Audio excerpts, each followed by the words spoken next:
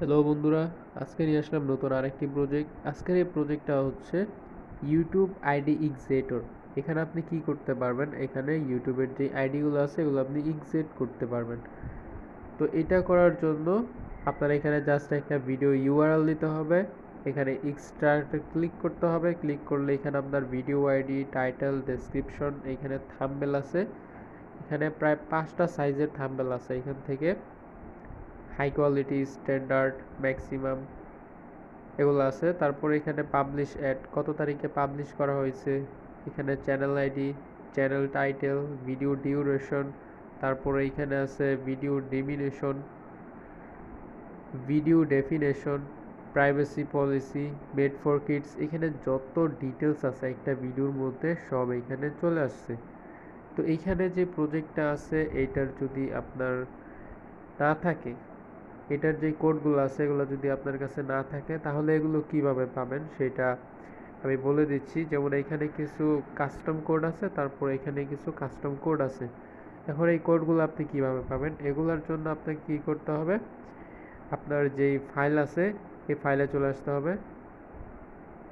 আপনার ফোনের যে ফাইল আছে ফাইলে চলে আসবেন। ফাইলে চলে আসার পর এই যে এখানে থ্রি ডট মেনুতে ক্লিক করলে আপনি এখানে সেটিংস পেয়ে যাবেন। সেটিংসে যাওয়ার পর এখান থেকে আপনাকে কি করতে হবে, এই যে এটা অফ করা থাকবে, এই যে শো হিডেন সিস্টেম ফাইল, এটা আপনার অফ করা থাকবে। এটা আপনাকে কি করতে হবে, অন করে দিতে হবে।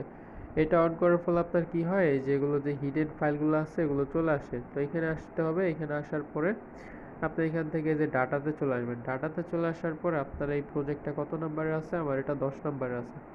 তো এখানে আসার পরে যে কাস্টম ব্লক লেখা আছে এটাকে আপনাকে কি করতে হবে, কপি করতে হবে। এখান থেকে মুভ অন করা যাবে না, এখান থেকে এটাকে কপি করতে হবে। কপি করে আপনাকে এটা সরাসরি স্টোরেজের যে মেইন ফাইল আছে এখানে চলে আসতে হবে। তো এইখানে নিয়ে আসার পর আপনাকে কি করতে হবে, এটা একটু লং ক্লিক করে এখান থেকে থ্রি ডট মোড়ে ক্লিক করে তারপর এখান থেকে রিনেমে চলে আসতে হবে। এখানে আসার পরে এখানে একটা ডট জ্যাসন দিতে হবে। তো জ্যাসন দিয়ে এটাকে কি করতে হবে, রিনেম করে দিতে হবে। এটা হচ্ছে না, এটা যদি না হয় তাহলে কি করতে হবে, এখান থেকে কিছু কেটে দিয়ে তারপর এটাকে জ্যাসন করে দিতে হবে। তো এটা কিন্তু আবার জেসন ফাইল হয়ে গিয়েছে। এখন আমি কি করব, এখান থেকে স্কেচওয়্যারে চলে আসব।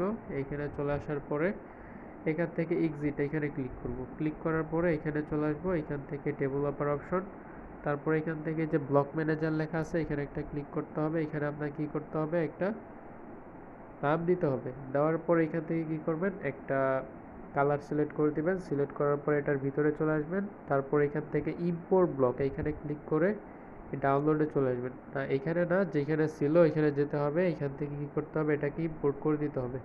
এই যে আমার কিন্তু এগুলো চলে আসছে। এখন কিন্তু এগুলো আপনি ওইখানে পাবেন না। এগুলো আপনাকে পাওয়ার জন্য কি করতে হবে, এই যে এখানে ক্লিক করতে হবে। এখানে ক্লিক করে জাস্ট এই যে সেভে ক্লিক করতে হবে। এখানে ক্লিক করে এই যে সেভে ক্লিক করতে হবে। তো এইভাবে করলে আপনার যে ব্লগগুলো আছে এগুলো চলে আসবে। তো আজকের ভিডিও এই পর্যন্তই। ধন্যবাদ সবাইকে। আসসালামু আলাইকুম।